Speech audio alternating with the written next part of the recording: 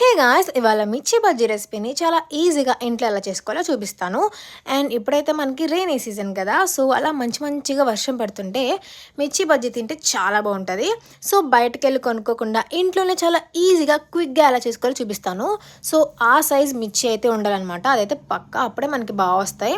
So పొటాటోస్ని మంచిగా boil చేసేయండి. ఆ బాయిల్ అయ్యేలోపు దీని లోపల ఉన్న చిల్లీ ఫ్లేక్స్, ఆ వైట్గా ఉంటుంది కదా, అదంతా మీరు ఇలా తీసేయాలన్నమాట.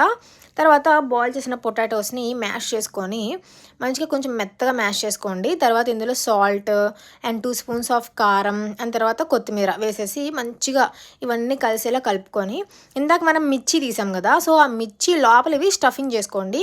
స్టఫింగ్ చేసుకొని పక్క పెట్టుకున్న తర్వాత ఇవైతే ఉల్లిపాయలు, కొత్తిమీర, సాల్ట్, కారం వేసి ఇలా కలుపుకొని పక్కన పెట్టుకోండి.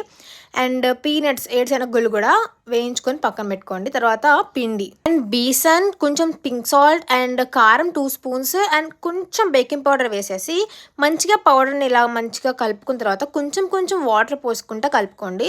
సో ఎలాంటి కన్సిస్టెన్సీలో ఉండాలంటే మరీ పల్సగా ఉండకూడదు, అలా అని చెప్పి మరీ గట్టిగా ఉండకూడదు. నేను ఇక్కడ చూపిస్తున్నాను కదా, ఈ కన్సిస్టెన్సీలో ఉంటే మనకి ఆ మిర్చికి పిండి బాగా పట్టి బజ్జీ అయితే మనకి ఒక మంచి సైజులో అయితే వస్తుంది అనమాట. సో తర్వాత ఆ మిర్చిని అలా ముంచి దానిపైన పిండి అంటించి అలా మనం నూనెలో వేసేయాలి. అండ్ వేసేసిన తర్వాత ఫస్ట్ హై ఫ్లేమ్లో పెట్టండి, తర్వాత లో ఫ్లేమ్లో పెట్టండి.